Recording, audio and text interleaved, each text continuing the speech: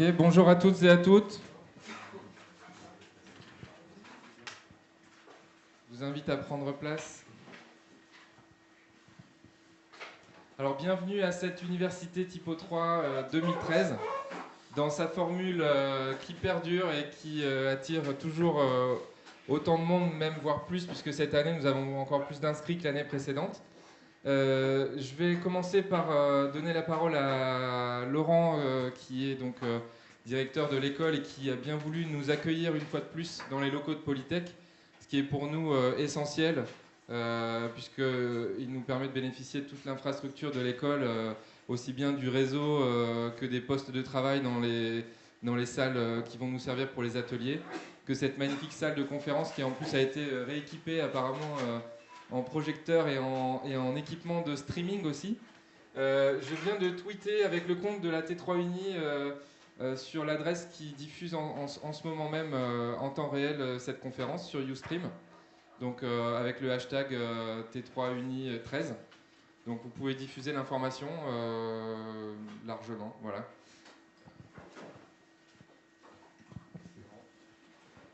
Bien, merci Cyril. Juste un petit mot d'accueil pour vous dire que chaque année, c'est un plaisir de vous accueillir au sein de Polytech pour cette université Typo 3. C'est la 6e, je crois, qu'on organise ici. Oui, ou la 5e, oui. la 6e. Ouais.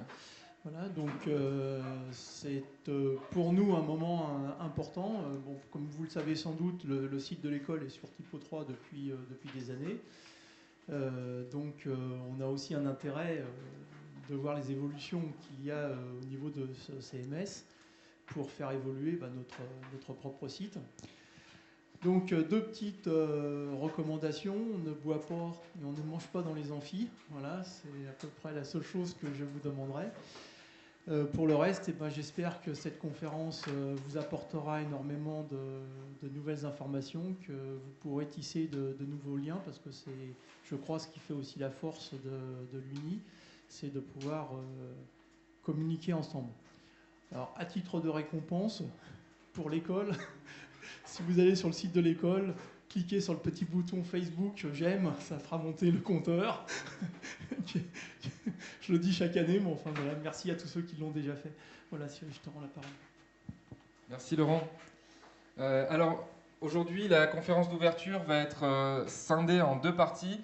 Une première partie plutôt logistique, pendant laquelle je vais vous représenter le planning de l'université, présenter les intervenants, et puis vous faire un bilan de ce qui s'est passé tout au cours de cette année, aussi bien en France qu'à l'international. Et après, j'aurai le plaisir de passer le micro à Christian Muller, qui est ici assis devant, qui va nous présenter NEOS et les nouveautés du monde de Typo 3, puisqu'il est core développeur de NEOS et core développeur de Typo 3. Et puis après, vous pourrez enchaîner sur les ateliers et conférences.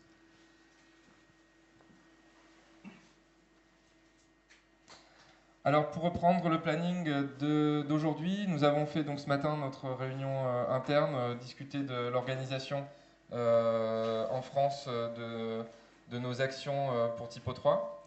Je vais représenter les intervenants qui travaillent autour de la stratégie de communication, et je vous invite à vous rapprocher des gens que je vais vous présenter pendant cette conférence si vous voulez participer, contribuer, partager votre travail, des études de cas, des développements, des articles, des traductions. Il y a beaucoup de moyens de nous aider à être visibles. Donc cet après-midi, nous allons faire, après la pause café, l'installation en atelier du package Typo 3 Bootstrap. Alors, on vous a concocté cette année une formule qui est un peu différente de l'année dernière. L'année dernière était très technique, réservée à des gens plutôt bien ancrés dans l'administration de Typo 3 et le développement. Cette année, on a repris la formule qui avait bien fonctionné depuis un moment, de partager deux parcours. Un parcours débutant, initiation, apprentissage, et un parcours expert. Et moi, j'ai essayé d'ajouter une touche très particulière, orientée sur les nouveaux outils tendances, comme par exemple ce package Bootstrap, qui est un package qui est arrivé très récemment dans la communauté, qui reprend le framework HTML Twitter Bootstrap, intégré complètement dans le backend de Typo3 avec des contenus types déjà prêts. Et donc c'est une très bonne introduction package, à mon sens, encore plus intéressant que ce qui peut se faire actuellement sur l'introduction de package officiel. Et lors de cet atelier, vous allez installer ce package et apprendre à saisir du contenu et à manipuler le package Typo3 Bootstrap. En parallèle, il y aura une conférence sur un moteur de recherche propriétaire qui s'appelle Synomia, qu'un de nos collègues a implémenté avec succès sur plusieurs de ses projets, qu'on va mettre un peu en parallèle de Solar, mais une solution qui est donc supportée par une société et qui apporte aussi son lot d'avantages et d'inconvénients. Mais au moins, on vous apporte cette information et après, vous pourrez vous diriger vers la solution qui vous semble la plus convenir à vos besoins. Et enfin, le soir, pendant la T3 Beer qu'a initié Paul, qui est assis là-bas, le concept était donc d'aller tous se retrouver après l'université dans les bars, dans le vieux Annecy, et puis de discuter de choses et d'autres. Hein. Donc vous inquiétez pas, on est toujours sur la même lignée.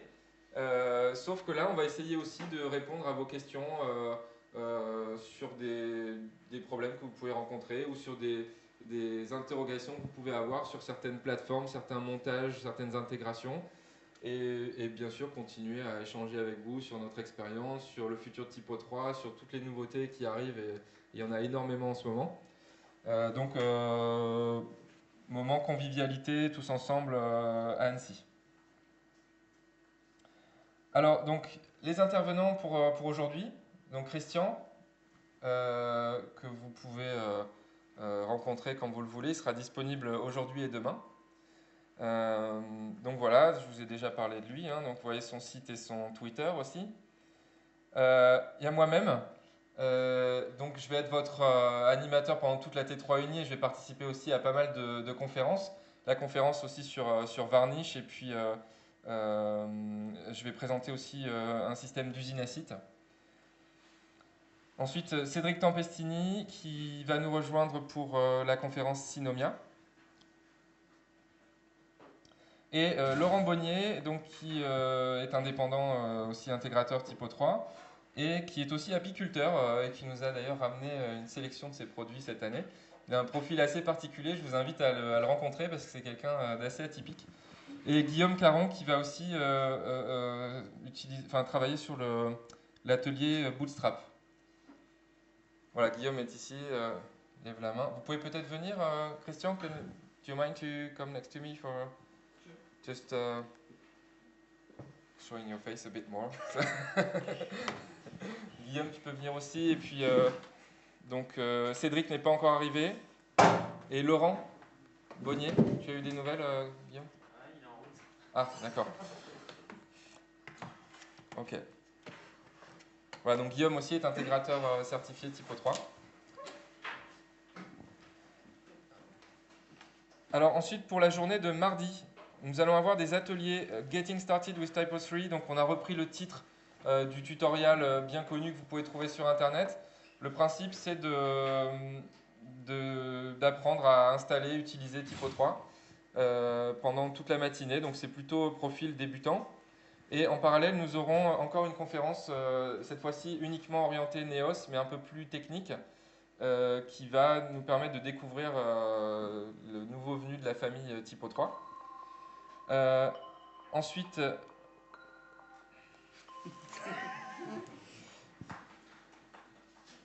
en plus c'est un conférencier, hein. C'est vraiment incroyable. Le futur de la gestion de contenu, donc ça c'est une conférence qui ne coulait pas de source à la T3UNI, puisqu'on ne va pas forcément parler de Typo3.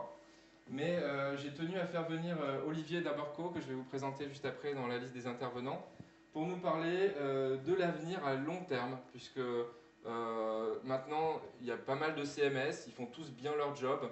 Typo3 est bien installé avec ses points forts.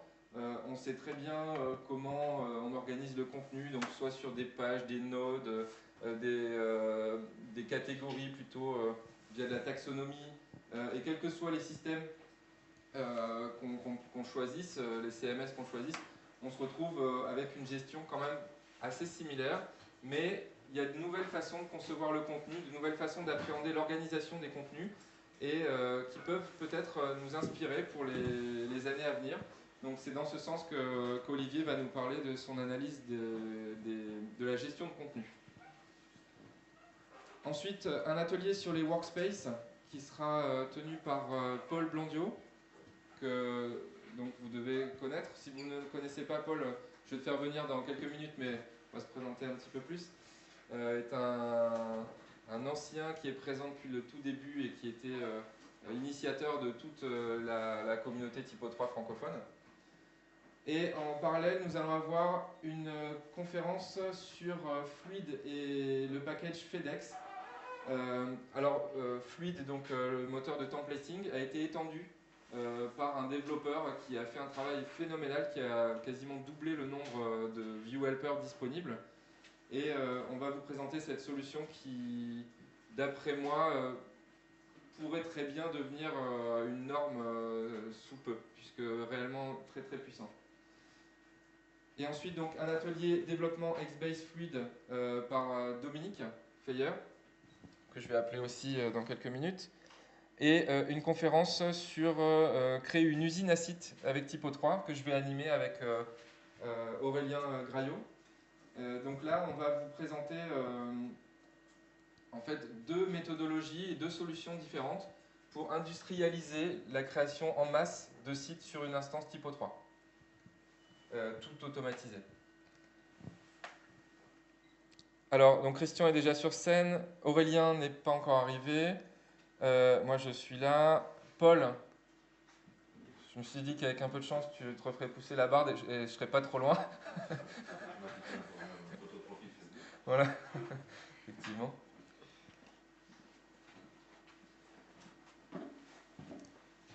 Donc Paul, est-ce que tu peux te présenter rapidement aussi, s'il te plaît? Je te laisse le micro. Bonjour tout le monde. Donc comme c'est marqué là, je suis chef de projet Typo. Je fais de l'accessibilité pour casser les pieds à mes développeurs parce que j'ai rien d'autre à faire.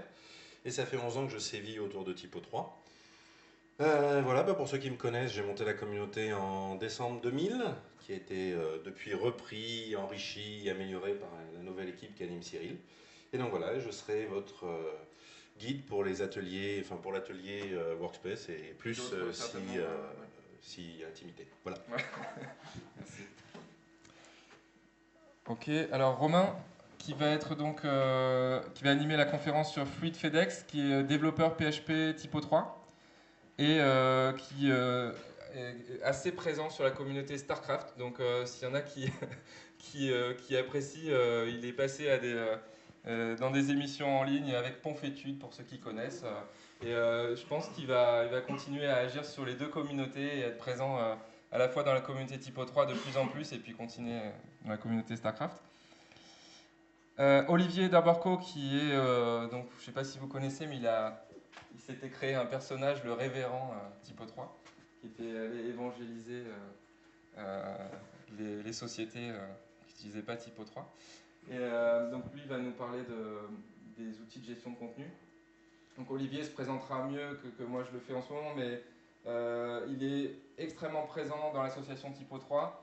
Il contribue aux prises de décision stratégiques et membre de l'Expert Advisory Board, donc c'est lui qui décide de l'affectation, entre autres, des budgets aussi de l'association. Et il a une place très importante dans la communauté Typo 3 et la société DKD a aussi fait beaucoup pour Typo 3, notamment le projet Solar, c'est DKD qu'il a développé. Donc c'est quelqu'un pareil que je vous invite à rencontrer, il parle français, vous pouvez facilement échanger avec lui, il sera très heureux de vous donner son point de vue sur tous les sujets que vous pourrez aborder avec lui. Rachel.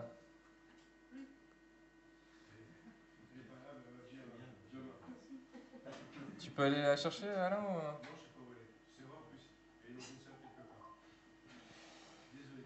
Donc Rachel a beaucoup travaillé cette année à l'organisation de l'université et c'est elle qui a piloté les rédacteurs du site typo3-fr.org qui a aussi rédigé pas mal d'articles.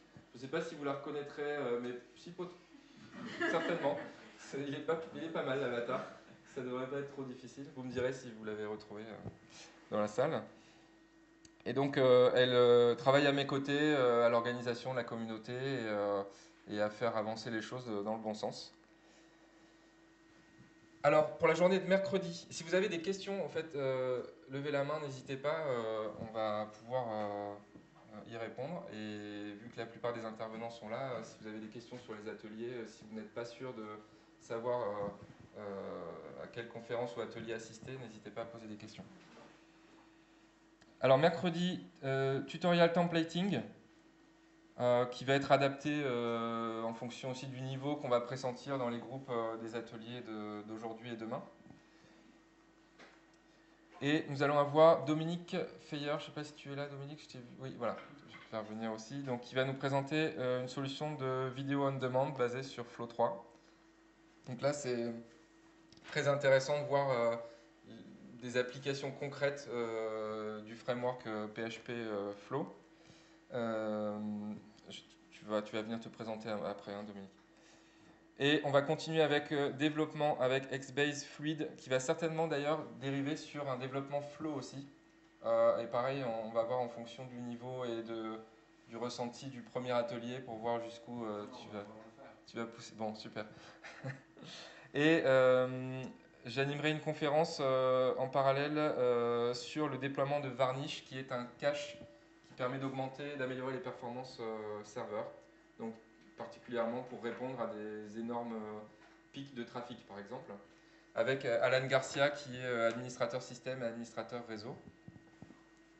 Il est possible que cet atelier soit décalé à ce créneau-là, en fait, de 13h30 à 15h, pour qu'on ait une continuité dans les tutoriaux débutants et tutoriaux confirmés, et qu'on n'ait pas en parallèle deux ateliers confirmés, enfin une conférence confirmée avec un atelier confirmé. Ensuite, alors encore une conférence qui sort de l'ordinaire, puisque Nicolas Garabédian, que vous connaissez peut-être aussi, puisqu'il est là depuis un bon petit moment dans la communauté, est aussi électronicien à ses heures perdues, et il va nous présenter des objets connectés, pilotés par Typo3. Donc j'ai eu la chance de travailler avec lui sur la réalisation de l'objet qu'il va nous amener. C'est assez impressionnant. Il fait tout lui-même, il imprime ses plaques, il soude ses composants, il fait ses plans, donc c'est pas mal. Il a beaucoup de mousse sous la pédale aussi, donc si vous avez des questions à lui poser, n'hésitez pas à aller le voir à côté. Si ça vous intéresse, il est capable de faire des choses assez impressionnantes. Et atelier TypoScript confirmé l'après-midi, et une conférence de Rachel Foucault sur le Typo 3 et le référencement naturel, qui est un sujet qui nous concerne tous, bien entendu, et qui prend une part maintenant qui est absolument indissociable des projets professionnels qu'on peut mettre en place avec Typo 3. Donc Dominique, est-ce que tu veux me rejoindre 2 minutes, s'il te plaît, si on te laisse passer?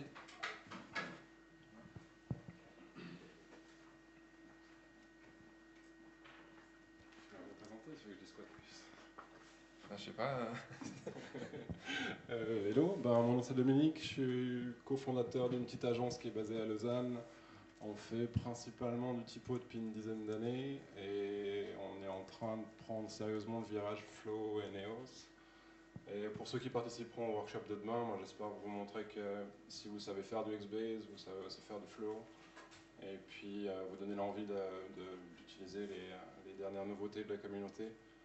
Et voilà, donc je me présenterai plus en détail au début des workshops ou au début de ma présentation qui a lieu mercredi. C'est bon. J'ai encore le temps de la finir, c'est cool. Voilà. Merci Dominique. Alan Garcia, donc j'ai pas reçu de photo, mais il arrivera pour sa conférence, il n'est pas présent aujourd'hui. Nicolas Garabédian, qui va nous rejoindre aussi très bientôt. Rachel, que vous avez déjà rencontré en Pixel. Et enfin, jeudi, donc atelier templating. Alors, il est possible que ça diffère un petit peu, Automake et Templa, voilà. Peut-être qu'on verra d'autres choses. On va voir aussi quel est l'engouement et la réponse qu'on peut avoir durant les autres ateliers. Et puis, s'il y a d'autres demandes, on est assez souple sur les ateliers. On est capable de faire évoluer un petit peu les sujets. Et une configuration RTE par Smile. Alors là, pareil, atelier très intéressant puisque le RTE est un passage obligé de typo 3, pas toujours facile à configurer, même si j'osais dire toujours très compliqué, mais parce que très puissant. Donc un atelier à mon avis très important pour tout le monde puisque ça va améliorer le ressenti des utilisateurs et le travail des intégrateurs.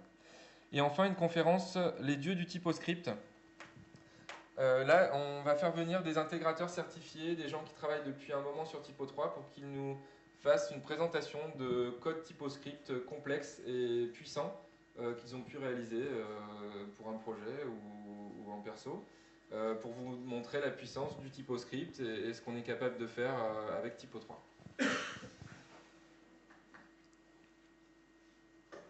Alors, voilà donc qui va animer cette conférence sur le RTE. Alors, je voulais faire un petit coucou à tous ceux qui ne sont pas là aujourd'hui, qui sont tombés sur le champ d'honneur. Donc, Johan qui a eu un bébé il n'y a pas longtemps, Julia cette année aussi en 2012, Yann, pareil, qui devait participer à la conférence Les Dieux du TypoScript et qui a beaucoup travaillé sur le forum Typo 3 cette année, mais qui ne pourra pas être là. Et Jonathan qui a annulé vendredi puisqu'il a eu un petit bébé vendredi et la première chose qu'il fait c'est quand même de prendre une photo de son nouveau-né avec un t-shirt Typo 3. Donc voilà, je voulais lui faire un petit coucou.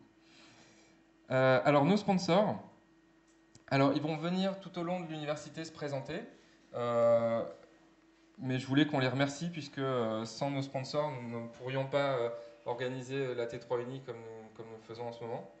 Donc merci à Arcris, merci à Belink, merci aux Imagineurs, merci à Excel Group et merci à WSales. Et si vous pouvez, s'il vous plaît, applaudir nos sponsors puisqu'ils le méritent, c'est très important. Merci beaucoup.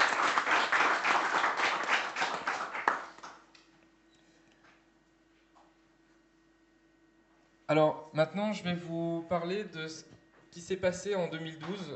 Alors c'est pas exhaustif, mais les moments forts et le travail régulier des équipes qui travaillent pour montrer Typo 3 au quotidien. Donc il y a eu beaucoup de mises à jour du site internet typo3fr.org que vous allez peut-être consulter de temps en temps. Le rythme a un peu baissé récemment puisque la personne qui s'occupait de la rédaction des news a changé de poste. Donc on est en train de trouver des remplaçants justement pour alimenter le site.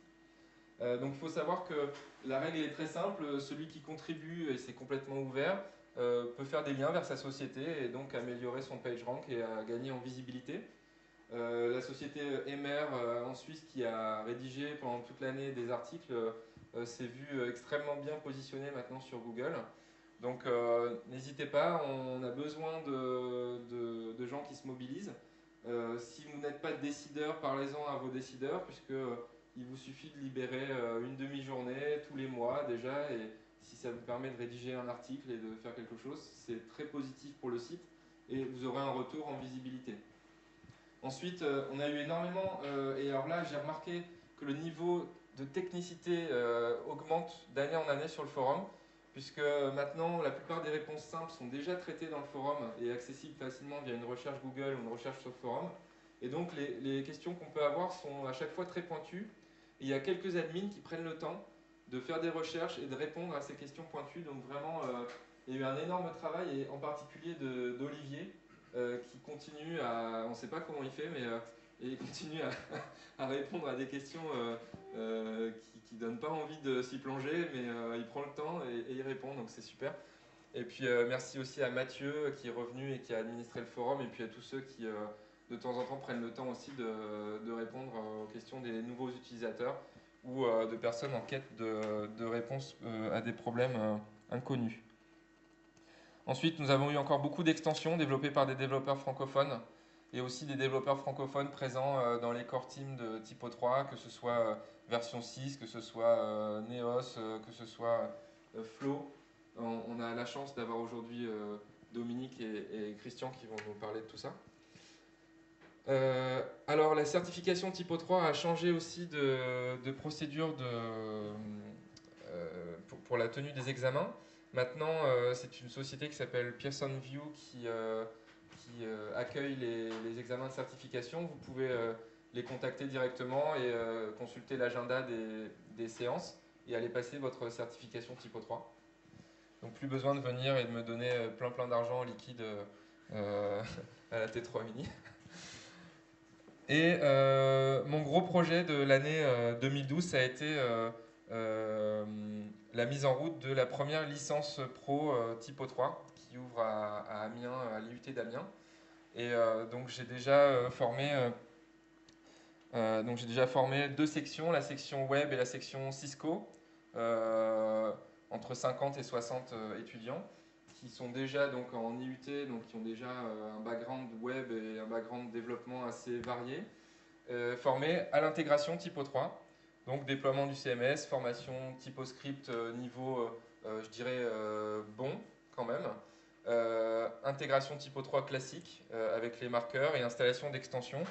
Donc là, il y a une cinquantaine d'étudiants qui sont soit qui vont continuer leur cursus, soit qui sont sur le marché du travail et qui savent utiliser Typo 3 et qui savent intégrer Typo 3 et qui, je pense, ont été séduits par les fonctionnalités et la puissance de l'outil. Donc il y a Renan qui est d'ailleurs ici parmi nous et qui a profité du tarif spécial étudiant qu'on a mis en place cette année. J'aurais aimé qu'il y ait un peu plus de monde, mais apparemment c'était pas évident avec les examens, les fins de stage et peut-être le budget aussi du transport. Donc il faudra qu'on voit peut-être pour les années suivantes si on peut encore faciliter leur venue. Donc la très bonne nouvelle, c'est que y a du sang neuf qui arrive dans notre communauté. Il y a des gens qui se passionnent pour l'outil, qui découvrent et qui ont envie d'en savoir plus. Donc voilà, à nous de continuer et peut-être de reproduire ce schéma dans d'autres écoles. Je suis tout à fait disponible pour aider, répondre à des questions et préparer, échanger des cours par exemple et préparer l'organisation de formations de ce type à d'autres endroits. Ensuite, je tenais à vous présenter Alain Le Tanterre, qui dans sa version non pixelisée se trouve là-bas dans le fond de la salle. Alain, tu peux me rejoindre sur l'estrade.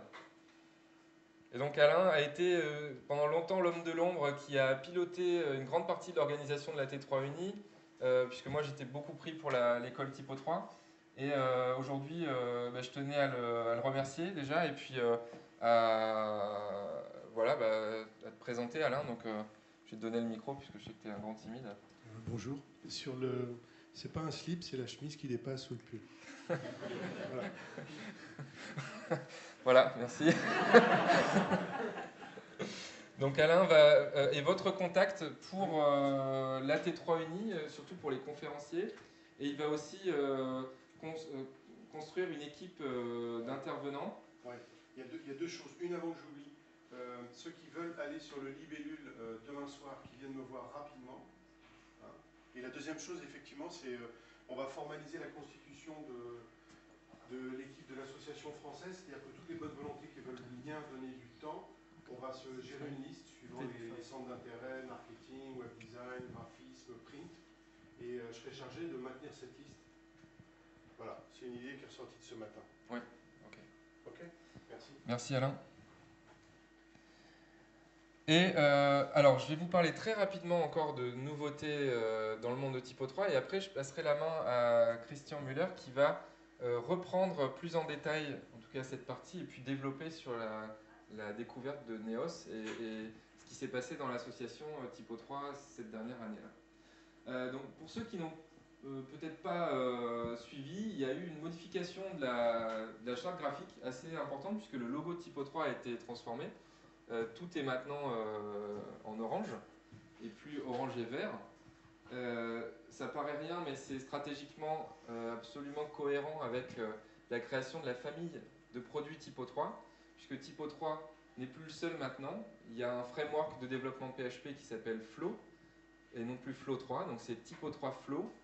Il y a un nouveau CMS qui est en réalité, on va en parler plus en détail, mais qui n'est pas sur le même terrain que Typo 3, mais qui est vraiment très proche du framework de développement, qui s'appelle donc Typo 3 NEOS. Et la famille Typo 3 a été structurée. Donc la stratégie s'est précisée, maintenant on sait exactement où on va, on arrive à avoir une vision à long terme des produits de la famille Typo 3 et très rassurante aussi puisque la version 6.x en 2012, mais maintenant on le sait c'est la 6.2, va être la nouvelle version Long Time Support qui va nous emmener jusqu'en 2019 si je ne dis pas de bêtises avec notre Typo 3 habituel malgré des changements important, mais toujours une stabilité, une fiabilité qui a fait la force de Typo 3 dans les systèmes d'entreprise et dans les sites de collectivité. Et bien sûr, le gros événement de l'année dernière, donc, ça a été la sortie d'une première version de NEOS. Et là, je vais donner la main à Christian pour se présenter et puis nous parler de tout ça. So I will do some translation, I guess. Okay. If needed. Okay.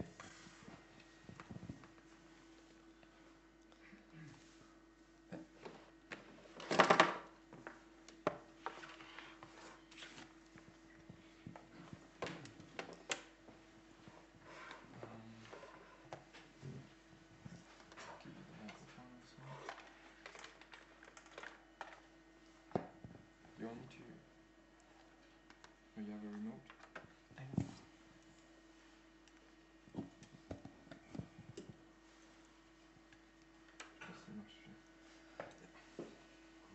So you're ready? Not really. Not really. But, Does it work? It I works. didn't really plan to use that one, but I guess. Wait a minute. Okay, I will just start Okay. and you cry if you don't understand anything. First of all, I'm sorry, I just don't speak French. I could try, but you wouldn't understand anything, so I keep it with English and you understand at least a bit, hopefully. Because I'm not a native English speaker, so we will see how it works out. Yes, I'm part of the Typo 3 NEOS team, and I don't know what Cyril told about me and about anything, basically, but I think you got a picture. So I won't hold you up with more details about me, but let's talk about Typo 3, because that's why we are here. So I will start with a short story about Typo 3, just to give you a bit of background why we came to these changes Cyril mentioned already. So 2000, Typo 3 became open source. At that time, Kasper was working alone on Typo 3. He started the development in a company he was working for, and they changed direction. At that time, they totally changed direction about what they did, and they didn't need the content management system anymore. And they did some amazing thing, because they basically released him from his work and said, you can use the code and do whatever you want with it. And so Kasper went ahead and made it open source, which was a great thing, as we are here now and have all these nice extensions and all this community. So it started growing. 2002, Typo 3 final release 1.0 basically. But at that time, it was already a very small community. Some developers already started to help Kasper. At that time, Kasper was the only one that could put code into Typo 3. And the community started to grow and grow and grow. And then it was 2006, and Typo 3 was a very major product. Many companies were using it, big projects were there. Typo 3 4.0 was just released. It was a major step for Typo 3. And some people started some future planning. Because at that point, 2006, the Typo 3 core code was 6 years old, which is a long, long time in terms of code and IT. So they thought, okay, it works, and we have still areas to improve, but PHP is improving, and it's going in different directions, and what do we do in 2 years, in 5 years, in 10 years? So the first idea was, we have Typo 3 version 4 now. It just started. We can go on with 4.1, 4.2, 4.3. And we start in parallel working on a new product called Typo 3 version 5, developed from scratch, but should be fully compatible to Typo 3.4. there was something wrong in this calculation, because at that point, Typo 3 version 4 had a lot of developers. Lots of people and companies spent time to improve Typo 3.4, but the team that was formed for Typo 3 version 5 at that point were 2 people actually. So 2 people should develop something that is compatible to this, while they develop more and more on top of it. So the calculation was somehow wrong, but at that point no one noticed. So the work began for this Typo 3 version 5, and obviously it took some time, and it should become the codename Phoenix. That was kind of an internal code name, but at some point it was released to the open. But obviously 2 people take a lot of time to develop something like a CMS in the size of Typo 3. There are lots of concepts behind that you need to think about, rethink, redesign, and they started to grow the team, and finally 2010 then we had first alpha versions of this Phoenix at that point. But it was not compatible to Typo 3, which wasn't possible because it was developed from scratch. It had totally new code, and it was cleaner code, it was better code maybe, but it just doesn't make sense to make it compatible to something old that we want to replace because it's getting old. So the decision was somehow changed, and it was understood that it doesn't make sense to make something compatible on a new base. So that is where we came to, and the decision was made slowly. It took time until 2010 basically, 2012, sorry, that Typo 3 Phoenix cannot be version 5 because it makes no sense. It's not something you install on your server and upgrade from Typo 3 4.5 or something. It's something new. So at that point we said, okay, you can have the version 5 again for the Typo 3 CMS team. It makes no sense to name it Typo 3.5. And that freed them to create bigger changes in Typo 3. That's why we have Typo 3.6 now, because we decided somehow to drop the version 5 number because it was talked about for so long that people would misunderstand Typo 3.5 for something. So that's why we have Typo 3.6 now with all those major changes, which is a great thing because now Typo 3 is again on a technical level that works. But at the same time, we needed a new product. And how do you call a new product if you have Typo 3 already? I mean, it's Typo 3, it's the known name. But what do you do now? We could have some new name, but no one would know that product, and no one would know that it is from a community that is already there for a long time and is established, and there are lots of developers. So the idea was to work somehow like the Apache Foundation.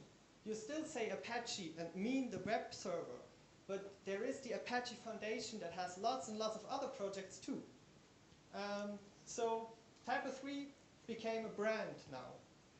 So we have something like Typo 3 Surf. Could be a product in the Typo 3 universe. And actually there is Typo 3 Surf. It's a deployment solution. If you don't know it, pretty nice if you have lots of websites to deploy on servers. Then we had Flow 3 at that point already. It's the basis, the foundation, the framework that we use for Typo 3 Phoenix to create a basis. I will tell a bit more about Flow in the future, but of course Flow 3 in the family Typo 3 is somehow strange. So we had Typo 3 Flow 3, and pronouncing that is not nice. So we had to change the name, and now it's called Typo 3 Flow. And then we have Typo 3, the Typo 3 that we have now. So what do we do with that? We can't just name it Typo 3 officially. So that's now Typo 3 CMS, but of course everyone will still call it Typo 3 because that's what it is. And then we have this new CMS, and we thought a long time about the name actually, and in the first place we didn't want to go into that direction. It just came up after long and long discussions that went sillier and sillier with more beer, and we had stranger ideas about the name. And at some point we came up with Neo. Someone said Neo. And it was a bit of the silliest idea ever, because everyone knows Matrix and Neo, and no, we can't do that, I mean Neo. And we Googled around, and well, the actual word is this in Greek. And this is Neos.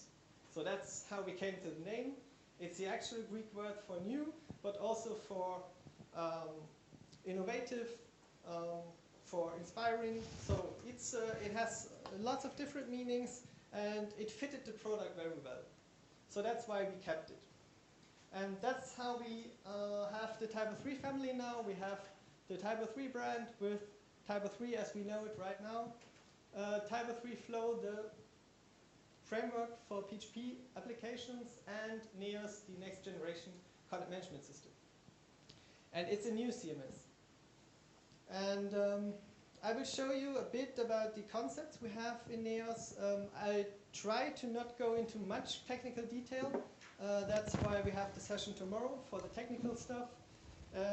There is a demo in the end, so please stay. I put it in the end, so no one leaves for this stuff here, just the slides. So let's start with the basis. It's based on Flow. And Flow, it's a PHP application framework. Those of you that have something to do with PHP may have heard of Symfony, for example, or the Zend framework. Those are probably the two most prominent examples of PHP application frameworks. Laravel is also pretty well known. And Typo 3 Flow goes into the same direction. It's also an application framework, but it tries to give you a direction for your development. And many of you will be familiar with XBase and Fluid. And this knowledge will help you a lot if you try Flow, because the concepts of XBase are the concepts of Flow, because XBase is a backport of Flow. So if you tried XBase, you can work with Flow right away, and lots of things will be easier in Flow for you. But Dominique will tell you all about it in his workshop. So that's the basis. And developing Flow took a long, long time in the beginning. We didn't have anything like a CMS. We had just had the Flow framework. But it's very important to have a solid basis for such a CMS that is going for an enterprise market especially, because there you have lots of plugins and special developments, connections to other systems they have in their company. And so the foundation, the framework, is very important for such a CMS.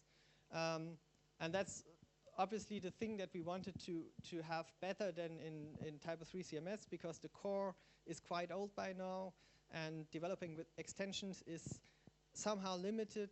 So we wanted to have something new and solid for developing applications with content management. The next major thing that we wanted, because we saw some demos years ago, is what you see is what you get editing. There are lots of promises about what you see is what you get. Some of the editors in CMS also promise what you see is what you get, but it's not. In the end, it's not. What we have now is what you see is what you get, as much as you get, I guess. So this is a screenshot you will see in the demo later. You click right in the website, in the text, and you get some editing toolbar, and you can just type ahead. And it uses your style sheet. So whatever styles you applied, whatever fonts you applied in CSS, it uses just that. So it looks exactly like on your website. The size of the editor is exactly the size of your content area. This makes training editors much easier in the future. It's one of the main points. If you have a big website, my biggest installation has just 300 editors, but that's already a lot. I know of installations that have lots more editors, but if you think about the time to train all them, even if you train like 20 at one time, it's lots and lots of time that you need to spend to get them on speed with the Typo 3 backend. And editing text shouldn't be difficult because everyone knows how to edit text in Word or in an email client. So why not in a website? Then we target semantic web. And semantic web is something that is still slowly growing, but I think it will be important in the future because even now the amount of content we have out there in the web is amazing. You can't read everything produced on the web. You have difficulties finding something because there's just so much content, and with all the social media content produced, it's getting more and more. So semantic web tries to connect content in the right way because today mostly content is just text, and humans understand the context in this text, but computers usually don't. I mean, they are getting better at it, but it's still difficult, and semantic web tries to connect bits and pieces of content in a way that you know what a text is about. So I give you a small example. This would be some sentence on my website maybe. And for us, it's totally clear what this sentence means. But for a computer, it's quite difficult. I mean, it's just text. But if you have a semantic system that you can use and tell the system, the content management system, what your sentence is about, it will look like this. This is a name. It's the name of a person. And it's the name of this person, which would be identified by some unique identifier to identify you as a person. And this, I can say, is a phone number. And it's the phone number of exactly this same person. So at this point, the system knows, OK, we are talking about this person, and we have the phone number in this text. So if you're searching for the phone number, Google can use this information, for example. You can find this sentence in the website because it is annotated for semantic web. This gets even more interesting for e-commerce, for example. Amazon uses it. All their products are semantically annotated. That's why Google can find them very easily. For example, the flight information you get if you search for a flight number in Google. This is also because it's semantically annotated in the websites of the flight systems. And lots of these small pieces of information will come up.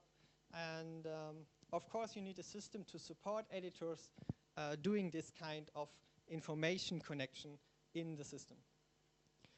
We are therefore part of the IKS project. It's an European Commission project that tries to connect different types of content management systems on this level, on the semantic level.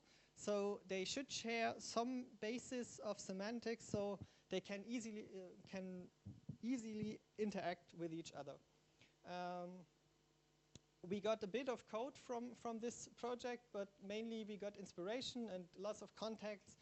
And we are trying to create a system that in the end can be interchanged with any other system that you need, which is also very important in big client projects where you are not sure what are the requirements in 5 or 10 years. Maybe you want to change the system, but still keep the content you have.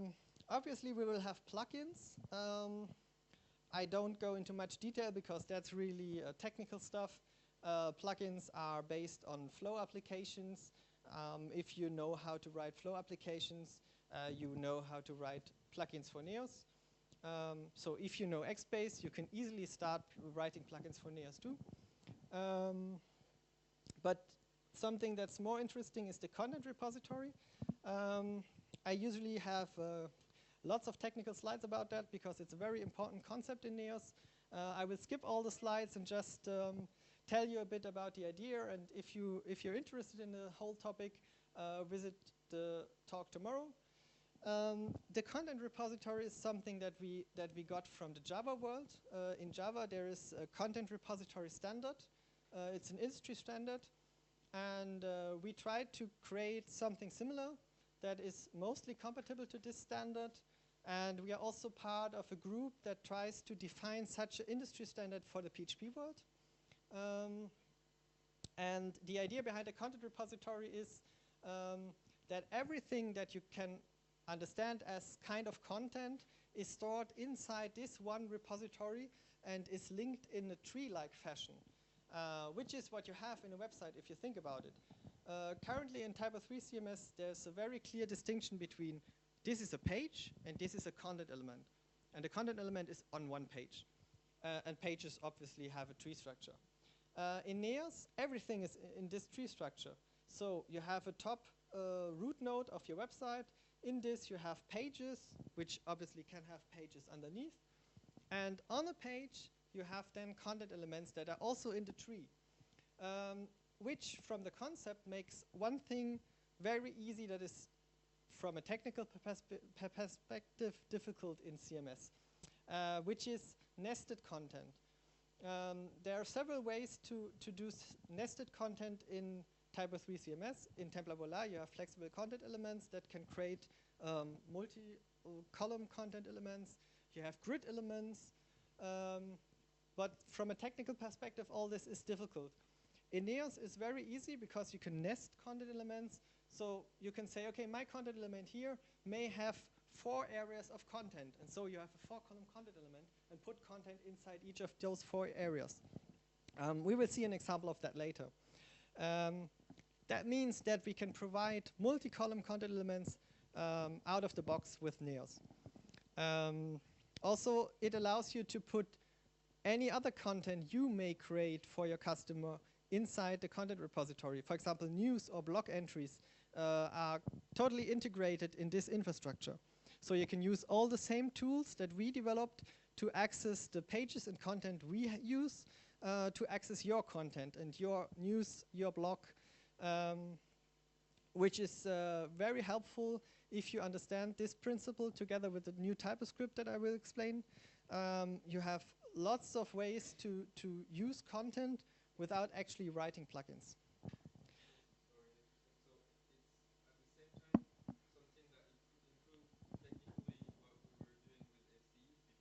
Right. And inline relational record editing, and also like a TER, but for content, right? Exactly.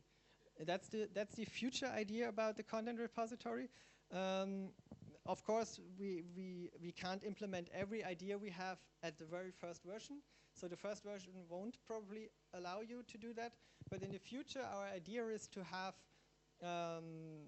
the content repository as exactly this, that you have a central place for your contents, and you can have multiple websites that get information from this content repository. So if you have a big company, you can have one central content repository that has all the company legal texts, all the advertisement texts, the official texts you have, and then you have all your microsites for different products, for different events, and you just use the content from the central repository in those microsites.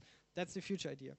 Can it be also shared with other people, like official, everybody can go and pick? Yes, of course. That would be also one of the ideas, to make this very open, and people can set it up as an open repository for their content if they want. Also, this enables us to work very easily with content synchronization. This is also something which is very difficult in Typo 3 CMS. If you want to have a test system of an existing website, you can copy the website, but then it starts to become difficult if the live website changes and your development copy changes and you want to bring that back together. The content repository uses globally unique identifiers, which basically should be unique across the whole universe, because they are so big that there can't be clashes normally. It is very, very, very unlikely that you ever have the same global unique identifier anywhere. So every content element you ever create in every NEOS system worldwide should have a unique identifier. So you can easily identify this content element and synchronize it with any other system. And obviously also import from other systems, because there's no problem like UID clashes or something like that. So that's the content repository is really very important for us. Took a long time to develop this kind of structure in a working fashion. We are now at the point that it works very well. So that's something which is one of the core concepts of NEOS. Also important is that those tree structures I told you about, every point in this tree structure has a kind of a context, some information what this node is about. A context can be the language, for example. Of course, you will have different languages in your website, and you want to translate parts of your website and parts not, maybe. So the context defines which of the nodes in the tree are available in which kind of language, in which kind of environment. So that's the second point that is very important. Also workspaces, for example. We have workspace support out of the box. We can see that in demo later. So everything you create in NEOS will be in your personal workspace. You never edit the live website directly because it's just dangerous. You always edit your personal workspace and then publish to the live website, which is just one click, but still it makes sense because then you are sure whatever you did is right and you publish just the thing you want to publish. Okay, templating. Templating in NEOS works mostly similar to Typo 3 CMS. There's one major thing. We just work with Fluid as templating engine. So whoever has worked with Fluid in Typo 3 will know how to create a template in NEOS, basically. So that's the main thing. We use Fluid as templating engine. And we have TypoScript, because we understand that TypoScript is very important in Typo 3 CMS. But TypoScript, on the other hand, is also something which makes Typo 3 CMS very difficult for newcomers. I think everyone knows that. I had the same feeling also when I started Typo 3. It was like, wow, what it can do, it can that, and it works, and yeah, that can work. But then you see this TypoScript and think, okay, it can do that, but how can I do that with this system? So it's really complex in the beginning, even though you can do a lot with it. And we tried to keep the I can do everything, but tried to make the other part, the complex part, more easy for the newcomer. So we had a lot of inspirations for the new TypoScript. Obviously, we looked at the old TypoScript. It is quite extensible, not as extensible as we wish to have it, but still it's extensible, and it has the standard wrap, which is the toolbox to do whatever you want. We have Fluid as a templating engine, obviously, which is by itself very flexible. With the view helpers, you can create your own view helpers, so that's almost a replacement for this part here. Then we looked at JavaScript, because JavaScript is a very interesting language with the prototypes. I won't go too much into detail. We can discuss that tomorrow. We looked at jQuery and CSS. That looks strange at the first moment, but if you think about the content repository, and now everything comes together, the content repository is a tree, and everything is in this tree structure. And now you think about a DOM, an HTML element. It's a tree structure. It has an HTML node, a body node, a div inside, a P, and an A, and it's just a tree structure of nodes. They're even called nodes in DOM. So especially jQuery, does some amazing thing with selecting some specific node in this tree somewhere. And we thought, well, that could work for content too. Why not select content in this way? So that's why we looked at jQuery and CSS. And yeah, we wanted to have rendering as flexible as possible with Fluid template. And to reduce complexity, we limited the set of objects we have. You know, in Typo 3, currently you have lots and lots of TypoScript objects. You have starting from page, the text, image, case, I don't know. There are lots more. You know all them. But we wanted to limit the set as much as possible. So I can even tell you all the basic TypoScript objects we have in NEOS, and trust me, it's enough. We have a template, which is the fluid template, basically. The most basic building block we have that we use everywhere, basically. We have an array, which is a replacement for the COA, if you know it, in current Typo 3 CMS. So you can combine multiple TypoScript objects into one place. You have a collection, which is a renderer for multiple objects at once. It's somehow similar to the content object, if you want to compare with TypoScript.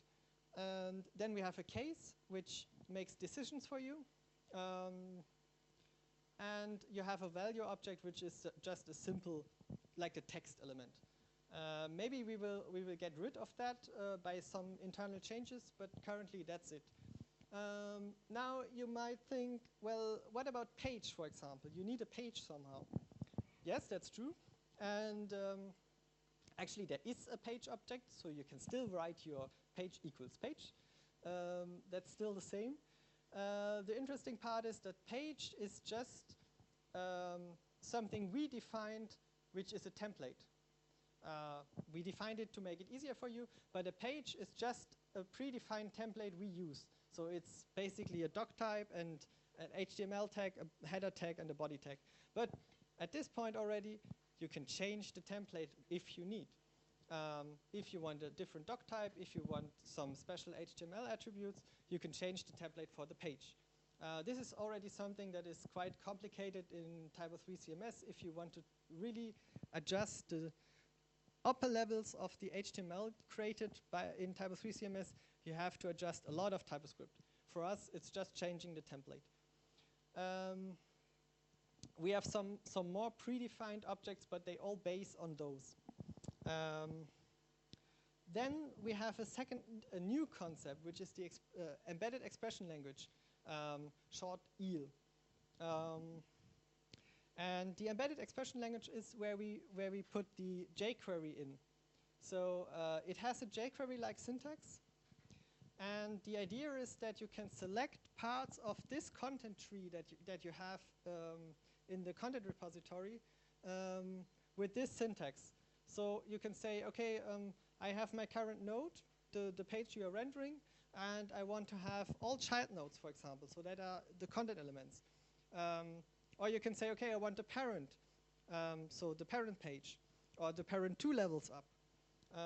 All that very similar to jQuery. You can work with collections, so you can add 2 collections. You can reduce collections. You can select collections, which is also very important. Then you have traversal. As I said, you can go up and down in the tree. And you can call object methods. That's very important because you can not only select whatever node is up in the tree, but you can also say, OK, I want the title of the page 2 levels up, for example. And you can do operations with this, and also comparisons. So you can also use it to decide something. You can say, OK, is the page 2 levels up called products? All this is possible with EEL. I really don't want to go into the technical details. If you see it, it's pretty understandable if you ever did jQuery or JavaScript.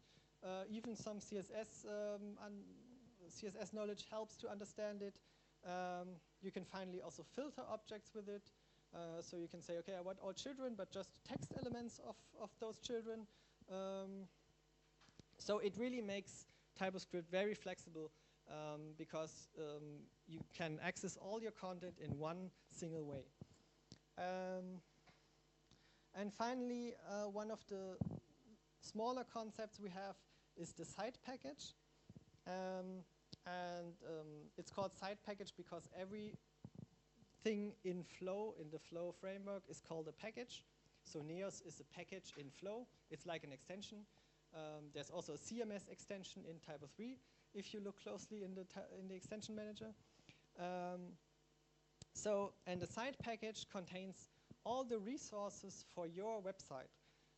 So it's a defined place to put all the information that is important for your website that you create with NEOS. this is a major change from Typo 3 CMS, where you are basically free to put your templates and your TypoScript wherever you want. It means you have less freedom, but it also means it's easier to understand projects that you didn't start. Because if you think about it, if you get a project from another customer, you have to find out where are the templates, the HTML templates. Hopefully there are some. I have seen projects just made in TypoScript, which is amazingly difficult to understand, but okay, it works. So where are the HTML templates? They could be in file admin somewhere. They could be in some custom folder. They could be in uploads. They could be in an extension. I don't know. I have to search. Same goes for the TypoScript. It could be right in the root page. It could be over all the pages cluttered. It could be in a file, which could again be in file admin, in uploads, in an extension. I don't know. You have to search for it. Images, just the same. JavaScript files, just the same. All those resources you need for your website can be cluttered all over the place. And if you get such a project, it's really difficult to get into it. So the site package includes everything related to the website. It includes the TypoScript, which is in files in NEOS. It includes the templates, the fluid templates. It includes the images. It includes the JavaScript. It includes the font files if you have some. It really includes everything related to your website. That also means that your website is always easily transferable between NEOS installations. So if you have developed your website on a personal server on your local machine, you just need to transfer this package from your local machine to the web server, and everything is there. You can even export and import the content from the content repository into this package. So you can package the demo content you have on your local machine into your site package, upload the site package, and there you go. Everything, yes? Does it mean also that we could maybe one day expect having like themes for NEOS themes? Yes. That's the next slide. That's exactly what I'm aiming for, because having such a package obviously means that distributing a pre-made template is very easy. Because everyone, if he understands NEOS, he knows where to put such a package. Everything is included. So you can just provide such a package as a zip file or however you want, but everything is included, and that makes it easily possible to create themes, which is a feature that many miss in Typo 3 CMS, and there are very few free templates for Typo 3 CMS, which is also, I think, a major problem for starters, because they want to try the CMS, but first they have to find some pre-made template, which is much easier in Joomla, in Drupal, in WordPress. You just go to one of the many websites that offer templates and download something, install it on your WordPress installation, and there you go. You have a ready-made template that works. You can even go online with it. The Typo 3 templates that are freely available usually are not in a state that you want to release them as a live website.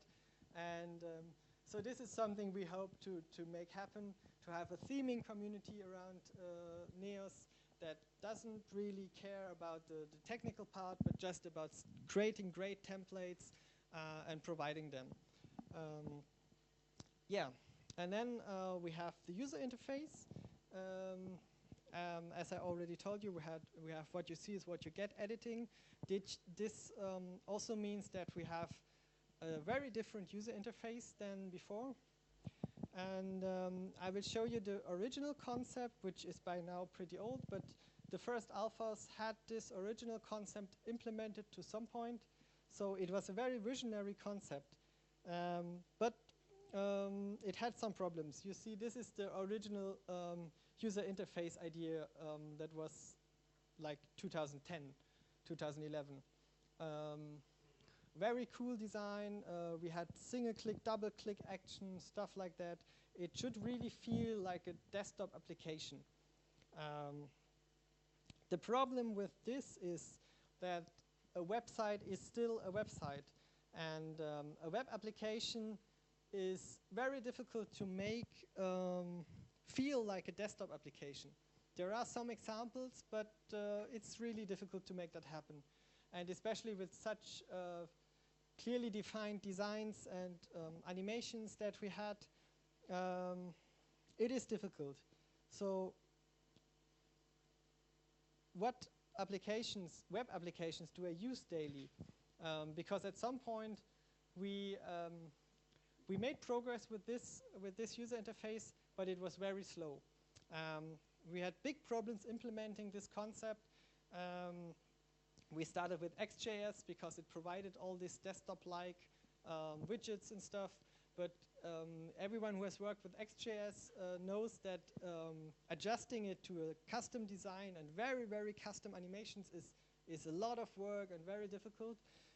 So at some point we said, no, that won't work out. We can maybe do it, but it will take another 10 years, and no one wants to wait so long. So yeah, what web applications do I use daily? Twitter maybe. It's a good example for a web application. It works well. It has a pretty good user interface. But it's a web application. You don't have double clicks somewhere. It's all single click. It's typical web application. You have links. You have sliders. So that's pretty normal for a web application. This is Google Docs. It's also pretty typical for a web application. Redmine, GitHub, all those are web-style applications. And at that point, we decided, okay, we can't work with this desktop-style user interface concept, even if it's a great concept and it was a good idea, but it just doesn't work out in the web. So we wanted to go in the web-style direction. And at that point, you see it, demo example website. So that's it. I will show you the example website. So I'm in Chrome here. No, I'm not. I can wait. I can move it over. Okay. So this is Chrome. It's a normal website. It's our demo website for NEOS. Mind you, we are still officially in alpha phase for NEOS. We hope to release a beta soon. I really don't want to say a date, but we plan to do it after the developer days. We are meeting for the developer days next week to do some more cleanup. And from the current state, I can say we need some more cleanup, so it might not be directly the week after developer days, but we are aiming for a beta pretty soon because we are almost complete feature-wise. And then we hope for lots of people testing it to release the final 1.0 version as soon as possible, basically, when we feel it's bug-free, more or less. The problem currently for us is we are still a very small team, and developing such a complex CMS is difficult and takes lots of time.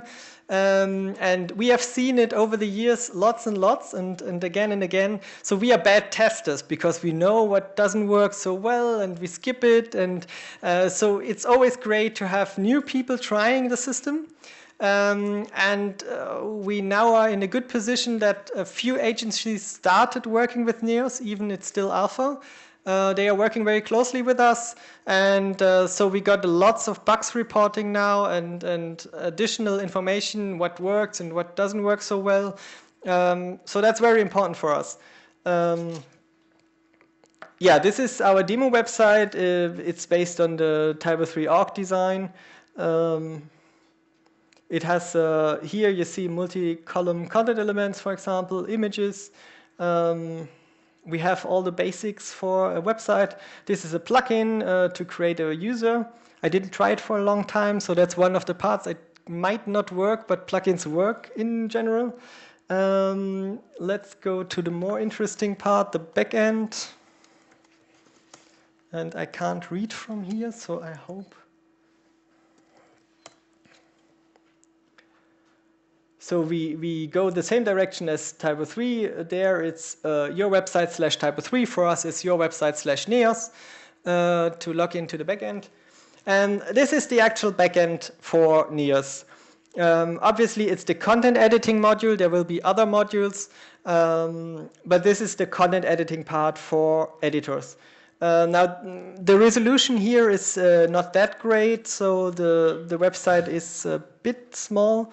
It still works out. We are currently also working on making this more dynamic to work at least on tablets.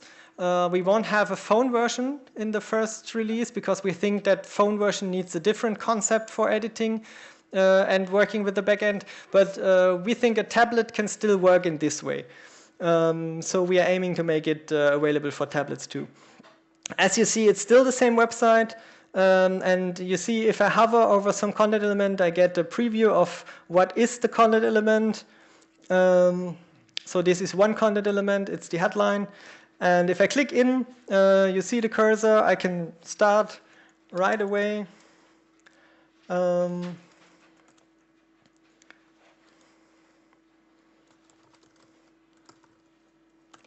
And if you look closely here, you see there is this saved information popping up while I type.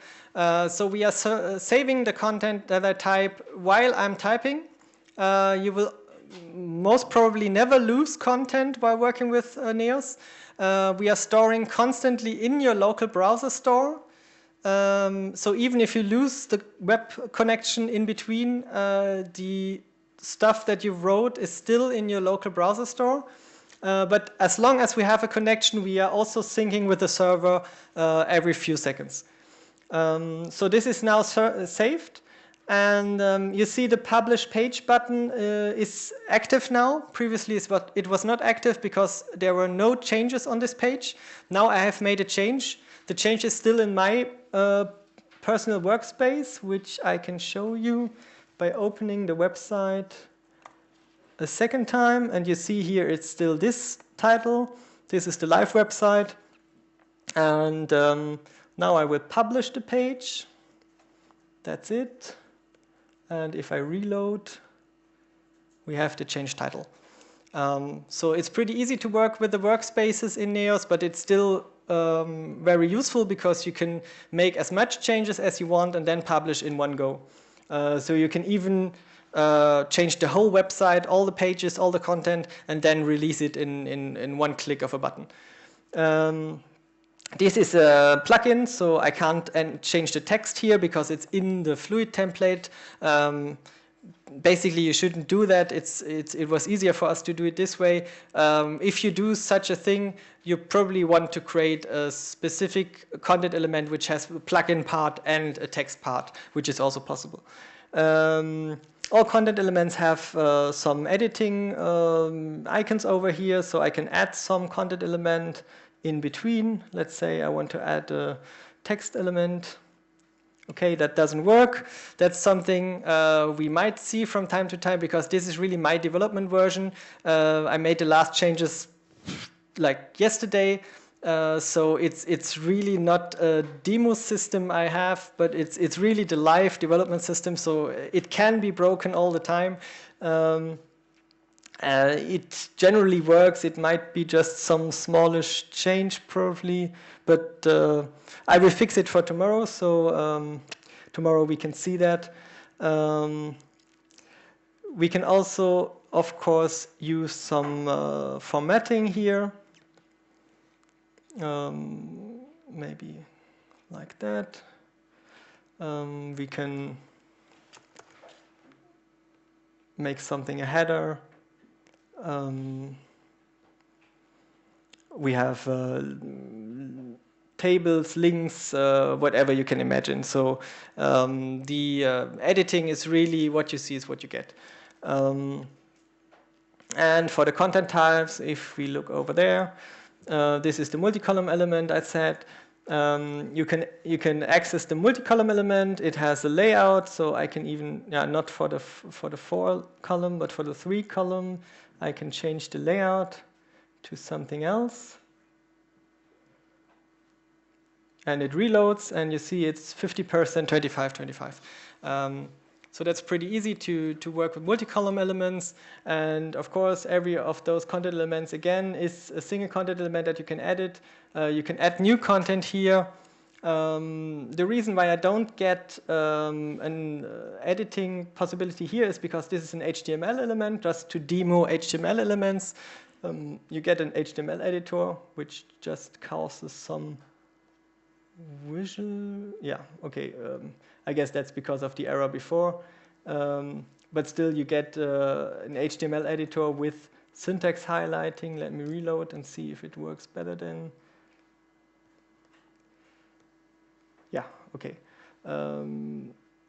Yeah, it has syntax highlighting. It's in basic HTML editor.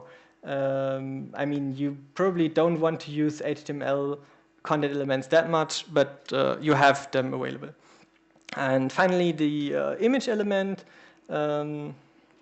It's also pretty simple.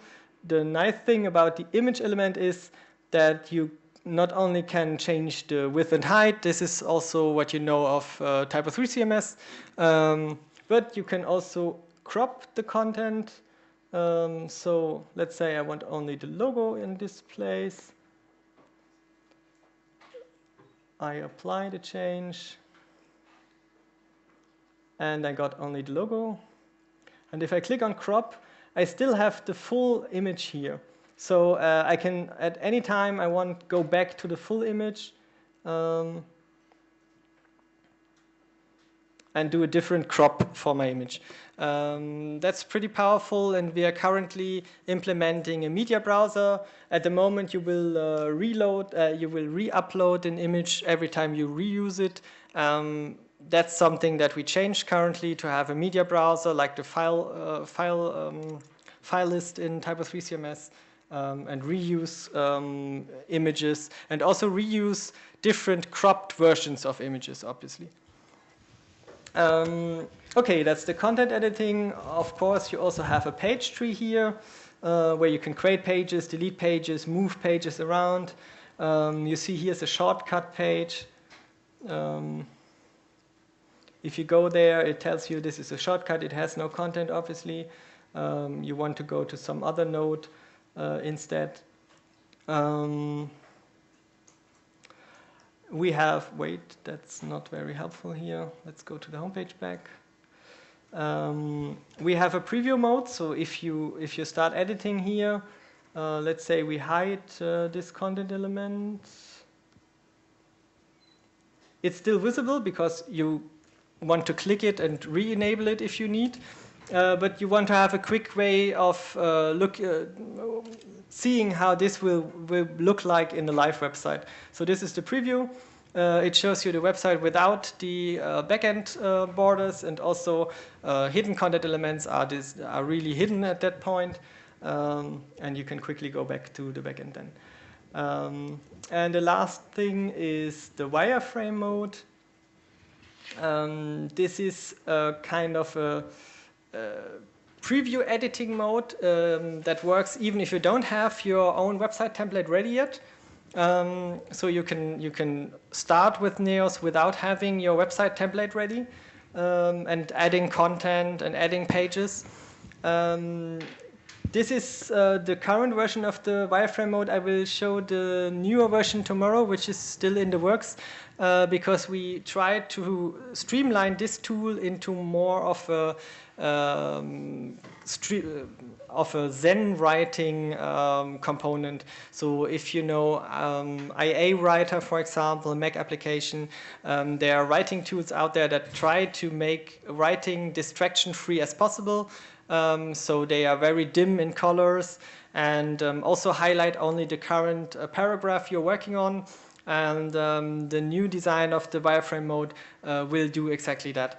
I can show it tomorrow. It's, as I said, still in the works, but it's I think, really nice if you just are an editor that writes texts. Okay, I need to finish, so I will quickly show you there are other backend modules like workspaces where you see changes over all pages. You can remove changes and go back to the live version for your workspace. You have user management, site management, package management stuff. You can create your own modules here if you need.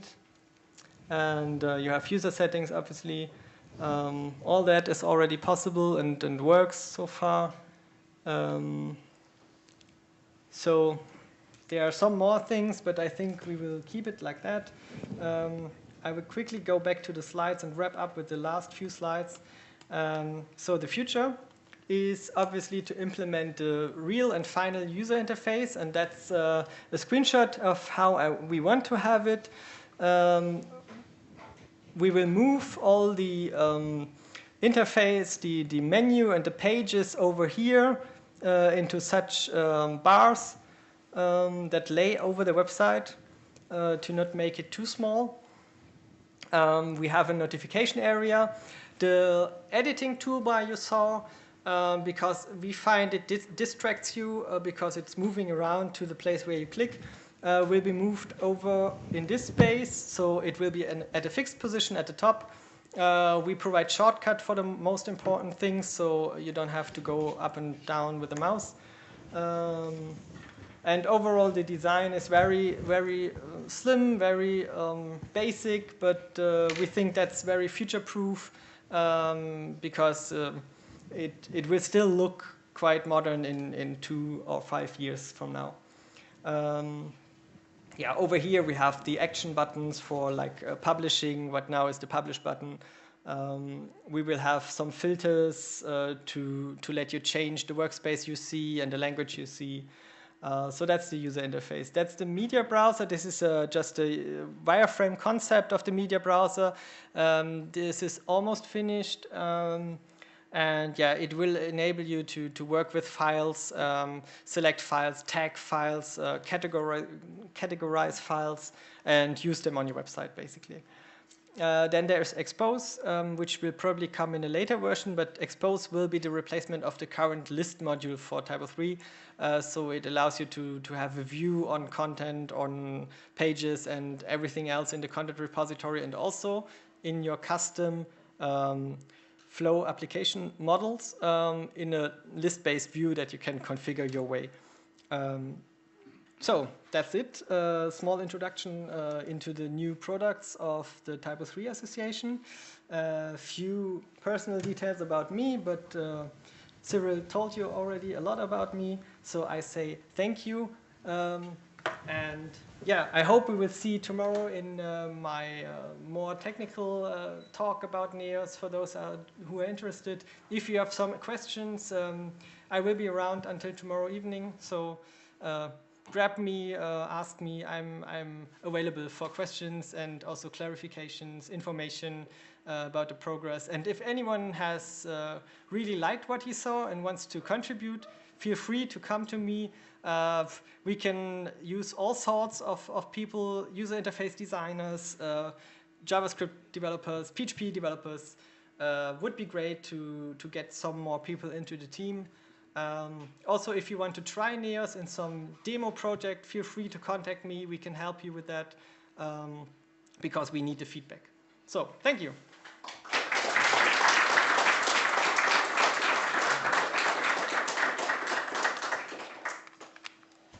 Merci beaucoup pour la présentation, Christian. Thank you very much. Alors, merci pour votre attention. Rendez-vous dans la grande salle pour la pause café et puis ensuite on continue selon le planning. Et à très bientôt.